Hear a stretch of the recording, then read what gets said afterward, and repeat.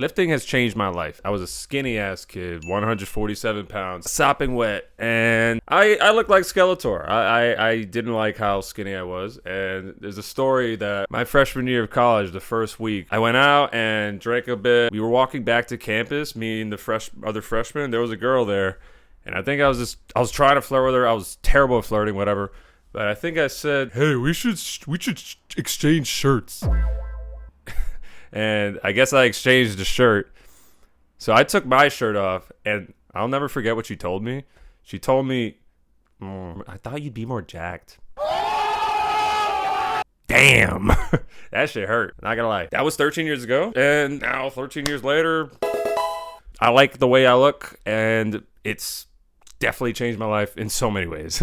Like, one way it's changed my life has definitely been, everything is so measurable. One week you start with 45 pounds. You go for 5 reps. The next session, you go for 6 reps. The next session, you go for 7. If you can't get 7, then you get 7.85 before you tap out.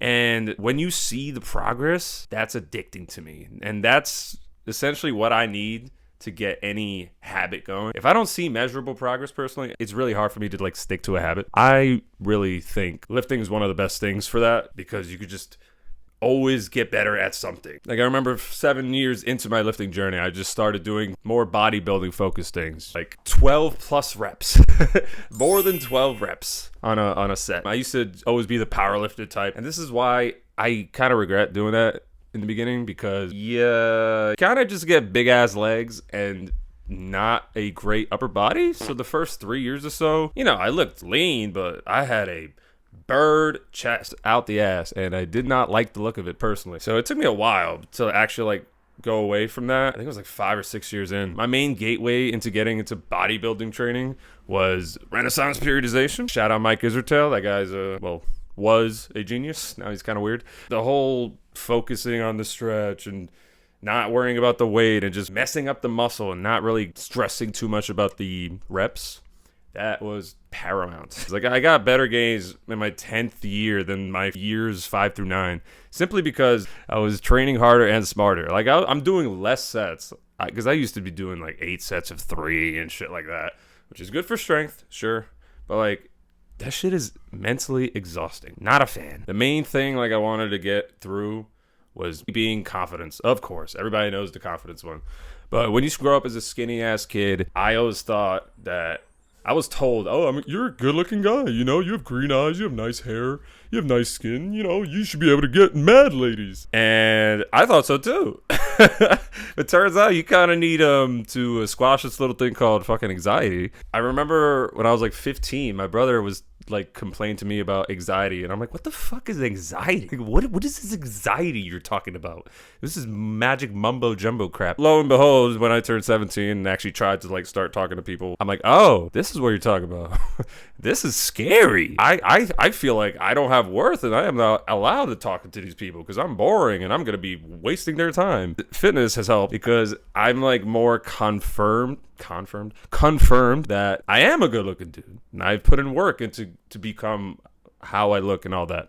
Another thing it's done is it teaches discipline, consistency. I've been going consistently for 13 years straight, basically. I've always loved the quote, how you do anything is how you do everything. If you work your ass off at the gym, why don't you just work your ass off on setting up the lighting, setting up the mic, looking at the camera instead of the screen? It even bleeds into smaller things like tidying up the place, going out and socializing to people, eating your meals on time. My biggest issue is eating. I have the freaking appetite of a 5-year-old little girl. No offense to 5-year-old little girls. I'm very good at essentially forgetting to eat and ignoring my hunger signals. I'll just be focused on doing one thing, and if I get sucked into it, I'm not going to be thinking about food or whatever. Lucky me, I have a high metabolism. I can eat around 2,400 calories, not gain weight. If I start walking any appreciable amount of time, I'm going to burn easily 3,000 over the day. But gaining weight has been a different issue.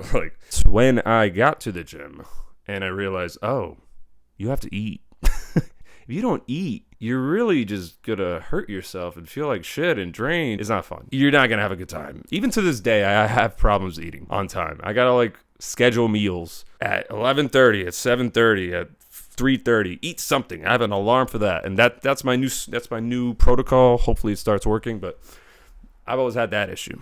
Another thing I love about fitness is you can just transition into many other things fairly easily because it gives you the capability.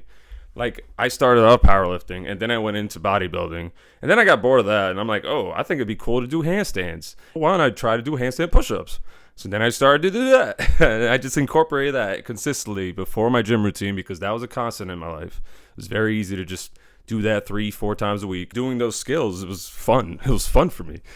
And then I even went into trying to do tumbling, and I always wanted to learn how to do a backflip, and boom, there's my fucking backflip. That shit was dope. And I had like a side goal of doing it outside the gym, like say being able to do it in a park or a beach. But the thing about backflips is if you don't commit, you just land on your back. And that's not really the painful part. The painful part is when you land, your legs shoot up. And when your legs shoot up, your knees shoot up, and they hit you in the fucking eye, and I had a black eye. That's happened like 7 times. I didn't want to do it anymore because I just kept getting scared, so I quit. But I have the video, so I'm cool with that. I can guarantee you, if I didn't start lifting or doing something fitness focused, I would not have the consistency and the growth mindset mentality to actually go about doing these things. I've always heard some people got gym anxiety, and I don't think I had that. Even though I like went to the gym alone, thankfully, you kind of learn real quick that people do not give a shit what the hell you're doing in there. Personally, anytime I see like an overweight person in there doing their thing, I think to myself, I probably should say it to them next time, but I think to myself, yo, let's fucking go. You the fucking man, you the fucking girl. Let's go, man. Do work on yourself. I love it. Like, it's all positivity. I think I'm a positive meathead, but I do have my own, I got my weaknesses. Eating is one of them. Sleep is one of them. Vices are one of them. Yeah, I mean, exercise is one of the 3 pillars. Sleep and diet are the other 2, and I'm fucking those up. But you know, I got one of them down, so that's good. And one great thing about lifting weights is just there's visible progress, and you can see it visibly. That's really cool because I'm basically sculpting my body. That's what bodybuilding is. Duh. Like, being able to just go from this to now this, you know, I like my arms, and that's cool. Like, I like being able to do that, and actually getting compliments from people on the street.